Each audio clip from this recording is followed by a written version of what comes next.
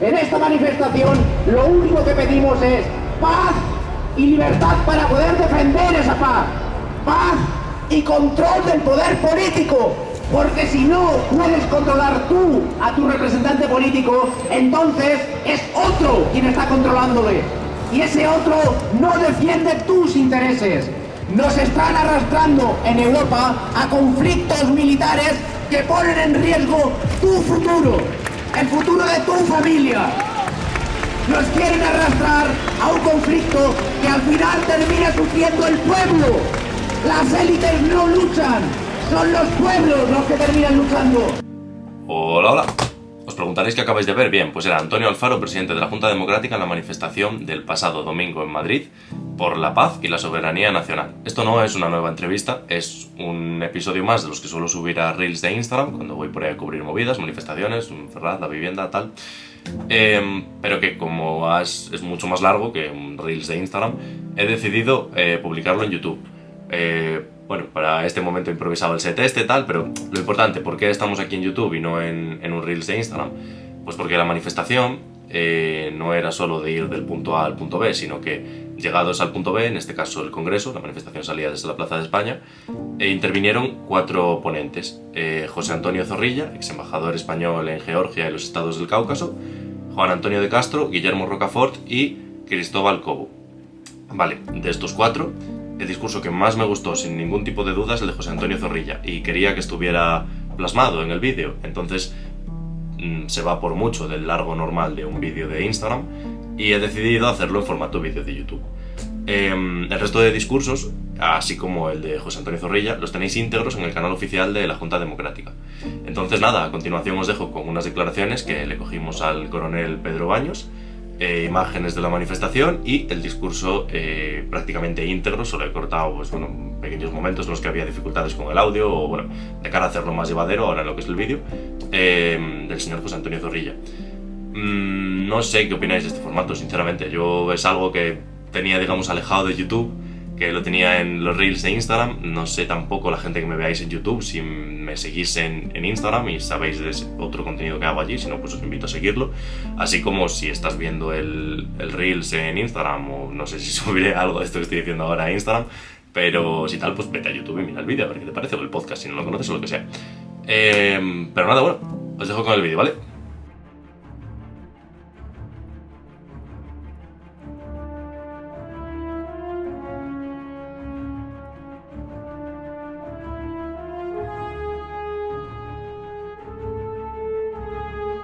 Bueno, estamos aquí con el coronel Pedro Baños y yo quería preguntarle a usted qué implicación tiene para España como país la, digamos, participación que podamos estar teniendo en el conflicto de Ucrania y en el de Israel. Mira, lo primero que tenemos que pensar siempre es cuáles son las verdaderas necesidades e intereses de tu país.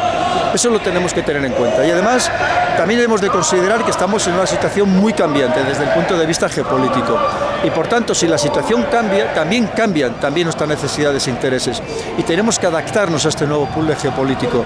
Entonces, no podemos decir que algo es positivo, algo es negativo para el país de un modo indefinido, de un modo, digamos, intemporal, porque las situaciones van cambiando. Entonces lo que necesitamos es políticos comprometidos verdaderamente con su país y que comprendan precisamente estas necesidades e intereses. Por el contrario, lo que tenemos son políticos que solamente están pendientes de su propia supervivencia o de la supervivencia de su partido, pues evidentemente, y que en algunos casos profundamente ignorantes de muchas cosas y especialmente de los temas geopolíticos, pues así no se puede hacer patria, así no se puede construir país. Entonces tenemos que entender muy bien, sobre todo que estamos en un contexto geopolítico muy complicado, de enfrentamiento cada vez más agresivo entre las grandes potencias por sus propios intereses, pero que no son nuestros intereses. Y por tanto tenemos que sabernos mantener al margen, tenemos que ser prudentes, no tenemos que caer en la trampa que te quieren tender evidentemente los demás para que tú les apoyes en sus intereses, sino seguir defendiendo los nuestros. Eso significa, una vez más, que a ser posible tenemos que ser capaces de mantener nuestra neutralidad, de mantener nuestra no beligerancia, nuestra nueva guerra que cada vez vemos que es más enconada, que cada vez es más abierta. Pero perdone que le interrumpa, pero nuestra neutralidad, ¿hasta qué punto es, digamos, cierta en tanto que somos un país miembro de la OTAN? Por ejemplo, ahí en lo de Ucrania, sí. ¿Nos implica más o no? ¿Por qué? Al estar... ¿Ucrania es miembro de la OTAN? ¿Ucrania es miembro de la Unión Europea? Incluso aunque fuera así, es que hay mucho desconocimiento al respecto. Mira, lo que te dice el artículo 5 de defensa colectiva de la OTAN es que efectivamente si un país miembro es atacado, los demás tienen la obligación de responder. Pero si sigues leyendo, lo que te dice es que cada país responderá como crea conveniente. Porque la OTAN es una organización internacional, no supranacional. Significa que no hay pérdida de soberanía y por tanto tú no tienes una obligación indefectible de actuar según quieran los demás. Tienes que seguir actuando siempre según tus propios intereses. Y más en un contexto concreto en el que, como estamos comentando, es un país que no pertenece ni a la OTAN ni a la Unión Europea. Lo demás es todo un artificio precisamente por los intereses geopolíticos y geoeconómicos que hay en juegos. Un enfrentamiento entre unos poderes que quieren sustituir a otros, pero que no es nuestro problema. Lo que nosotros tenemos que ser lo suficientemente inteligentes para sacar provecho precisamente de esta situación y no que nos perjudique. ¿De qué manera podría sacar España provecho de esto entonces? Sabiéndose adaptar precisamente a las nuevas situaciones. Es decir, ahora mismo hay un cambio clarísimamente de poder en el mundo, o se está gestando ese cambio de poder, y lo que tienes que ver es cómo tú puedes encajar precisamente tu pequeña pieza, aunque no es tan pequeña, en este nuevo pulo geopolítico. Y se puede hacer de muchas maneras que evidentemente ahora mismo no tengo tiempo para poder explayarme en ello. Pues nada, pues muchísimas gracias. Nada, y siempre todo por España. Lo haremos de una manera equivocada o acertada, pero siempre que quede claro que todo lo hacemos por España y por los españoles. Ok, pues muchas gracias. ¡Libertad! ¡Libertad! ¡Libertad! ¡Libertad! ¡Libertad! Vamos a empezar diciendo que es lamentable el espacio de mentira que se está creando para justificar lo injustificable. No miente solo el que dice lo contrario de lo que sucede, sino el que sabiendo que algo sucede, lo calla. No hay en España derechas ni izquierdas, ni centro, ni soporte de papel, ni digital, ni televisión, ni periódico, ni revista. Nadie dice lo que está sucediendo. Aquí nos tenéis en la calle cuando teníamos que estar en los artículos de los periódicos y en las televisiones como expertos que somos. Nadie os dice, por ejemplo, que hay una legión extranjera en Rusia, específicamente en Chasiviar, compuesta por sudamericanos, hispanófonos y lusófonos, la Legión Internacional. Después de haber visto la Legión Internacional, compuesta por hispanoamericanos y por brasileños y por brasileños, ¿os puede extrañar que Rusia haya recurrido a Corea del Norte? No. Bien, de Corea del Norte ahora habla todo el mundo. De la Legión extranjera internacional que viene antes, no habla nadie, y eso que habla en español. Esto nos afecta a todos. Por ejemplo, a nosotros, con una inflación que nos está arruinando. En los supermercados, por ejemplo, donde los paquetes de charcutería han pasado a tener 60 gramos, cuando ya nos habíamos acostumbrado a 70 en vez de los 100 habituales. Las pescaderías están cerrando, las marcas blancas proliferan. Y entre tanto, la Unión Europea apronta miles de millones para ayudar a que mueran ucranianos y rusos sin ninguna esperanza de que cambien los datos estratégicos sobre el terreno. No creáis a los que acusan a este u otro presidente de los Estados Unidos. Toda esta estrategia está bien planificada por consenso por las fuerzas reales de los Estados Unidos y empieza en cuanto cae la URSS. La OTAN se pone en las espuelas y sale a galope contra Rusia. No importa que haya terminado el Pacto de Varsovia o que Alemania se haya reunificado. Esto viene de la estrategia imperial inglesa que nace a principios del siglo XX para responder al ascenso de Alemania, y su primer capítulo es Yugoslavia. Muchos creeréis que la OTAN intervino para ayudar a los pobrecitos kosovares y recordaréis la matanza de Srebrenica. No es así. Os lo voy a poner entre comillas.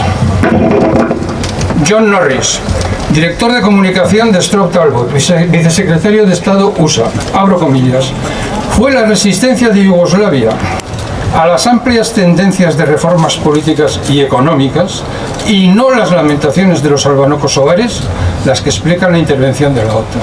Y insisto en algo que ya dije en el pasado, siento romper vuestra inocencia, los reyes son los padres.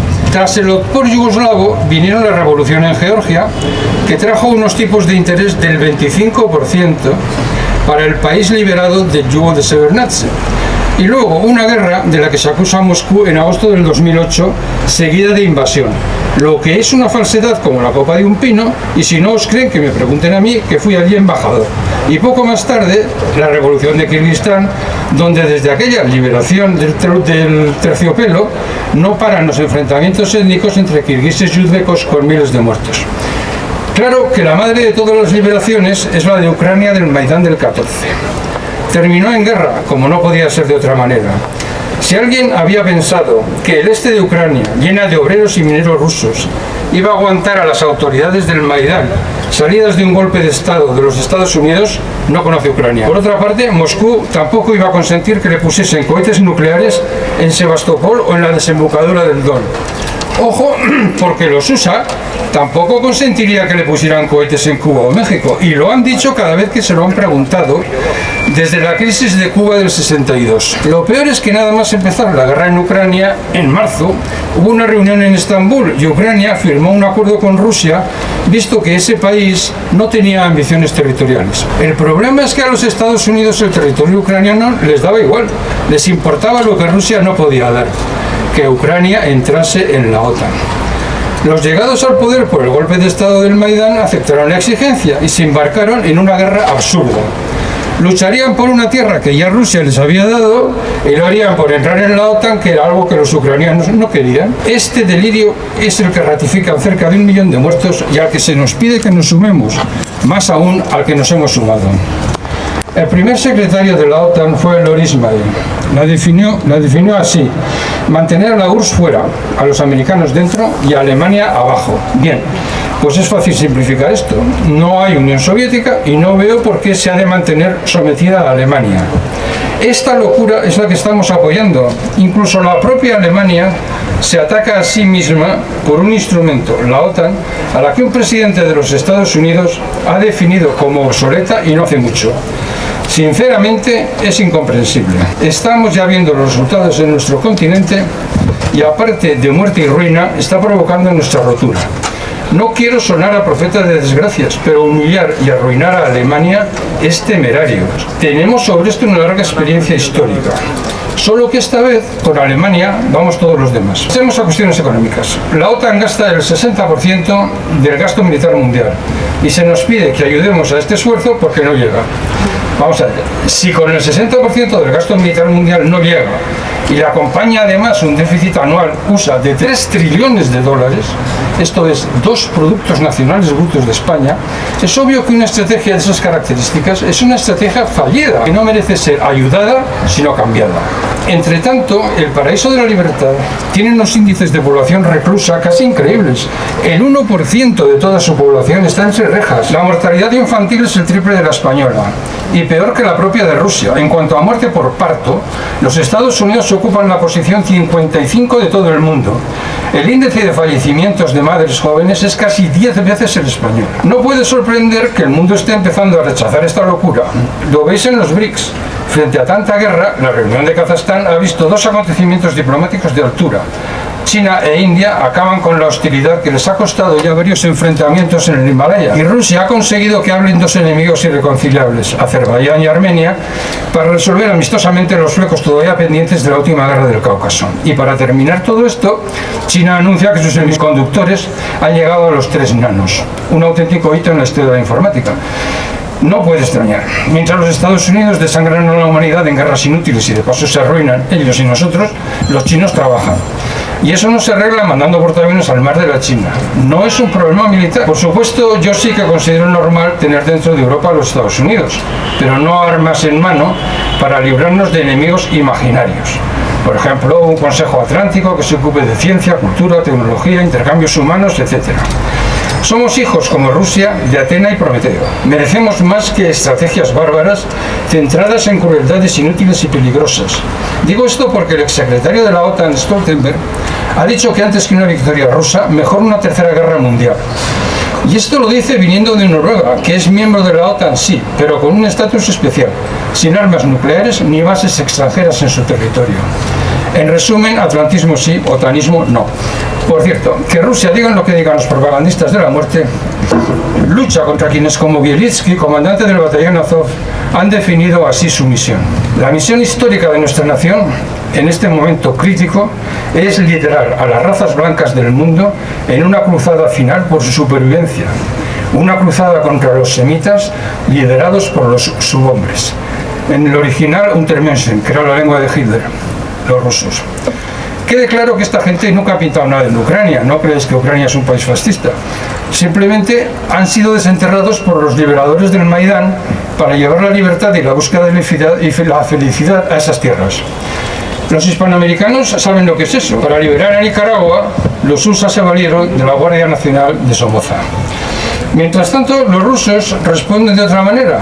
Yo recuerdo a Fyodor Dostoyevsky, uno de los grandes escritores de Occidente, diciendo esto: si a la humanidad se le llama al juicio final, será bastante para ella presentar como justificación un único libro, El Quijote de Cervantes, y todos sus pecados le serán perdonados. Son también con México los únicos que ayudaron a España en las amargas horas de la Guerra Civil, cuando la cobardía de todas las democracias entregó la República a manos de nazis y fascistas. 57 héroes de la Unión Soviética merecieron ese honor por actos de valentía cometidos en el curso de la Guerra Civil. Queda para vosotros decidir quién es amigo y quién enemigo. Termino. Hemos de crear un frente europeo por la paz, sin distinción de partidos ni ideologías. Paz. Para que cuando callen los sollozos de viudas, huérfanos y madres, cuando los campos de girasol de las llanuras de Ucrania vuelvan a brillar en todo su esplendor y ese dolor solo sea historia, quede el recuerdo de quienes en esos momentos de aflicción dejaron sus casas, salieron a las calles y exigieron el fin del sacrificio. Y seréis vosotros los que se alcen sobre los mercaderes de sangre, y vuestro compromiso hoy será mañana el honor del mundo.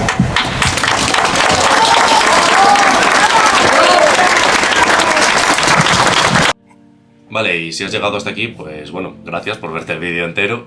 Como siempre, lo de suscríbete, dale like, todo eso ya lo sabes. No le meto más chapa a ese tema. Sobre la Junta Democrática y el podcast, que pues, supongo que muchos de los que me sigan aquí en YouTube, como dije antes, sea por el podcast. El podcast va a volver. El podcast va a volver como tarde, antes de que termine este año. Y esto al final es un vídeo del otro tema, entonces no me voy a poner aquí ahora a hablar del podcast. Simplemente, de cara al podcast, he pensado en entrevistar a Antonio Alfaro, presidente de la Junta Democrática. Entonces, pues vosotros, quienes me estéis viendo, mis seguidores, lo que sea, decidme qué os parece, aunque por supuesto haré lo que me salga de los huevos, como siempre. En este caso, entrevistar a este hombre, si él accede y tal. Pero dejadme preguntas, rollo, si hay algo que os gustaría saber sobre la Junta o temas relacionados, bueno, vosotros dejad las preguntas en comentarios y yo las recojo, y cuando realicemos esa entrevista, que no sé deciros cuándo será, pero yo tendré esas preguntas en cuenta, porque al final, bueno, es lo más importante, yo creo, de cara a las que le puedo hacer yo, pero también las inquietudes que tenga la ciudadanía, ¿no? Para con la Junta Democrática o con la gestión.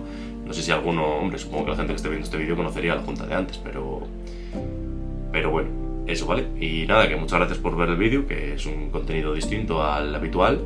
También decidme qué opináis de este tipo de contenido, si lo preferís así en un formato más extenso en YouTube o os gustaba como estaba en Reels de Instagram.